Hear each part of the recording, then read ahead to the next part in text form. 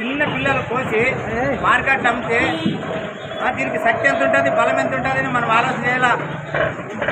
ఇంత అధ్వానంగా రైతులు ఇట్లా అయితే ఎట్లా ఈ సన్న పిల్ల దీనికి ఏమైంటుందని. ఇదేమో ఇంకా 20-30 కేజీలు అభివృద్ధి జీవం ఇది. మరి దీనికి ఏం ప్రాబ్లం అని కోసినారు దీన్ని. ఏదన్నా ప్రాబ్లం అంటే కదా కోయాల్సిండేది. ఈ చిన్న పిల్లలు ఎత్తుకొచ్చి మార్కెట్లో కోస్తే ఇంకా ప్రపంచంలో జీవాలు ఎవరిలో అభివృద్ధి అవుతాయి.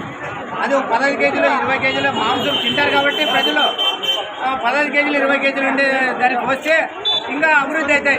చిన్న పిల్లలు చూడండి ఎంత చూడండి, ఇది చూడండి, ప్రజలు చూడండి ఎంత ఉందో, ఇది ఎంత ఉందో చూడండి. తల ఇలాంటి కోసి చూడండి. పోటీ ఆ పోటీ కూడా ఆ నురుదమ్మకి గాలి ఊపుతారు. గాలి ఊపినప్పుడు వాళ్ళ ఆవిరి తగ్గుతుంది అట్లకి. అది తినేకి రాదా, తినేకి వస్తాయి కాబట్టి అందుకే ఈ మార్కెట్ యాజమాన్యులు కూడా ఎవరెవరు ఉన్నారు ఇక్కడ ఈ తడవని చేయకూడదని రాయలసీమ కమ్యూనిస్ట్ పార్టీ డిమాండ్ చేస్తుంది.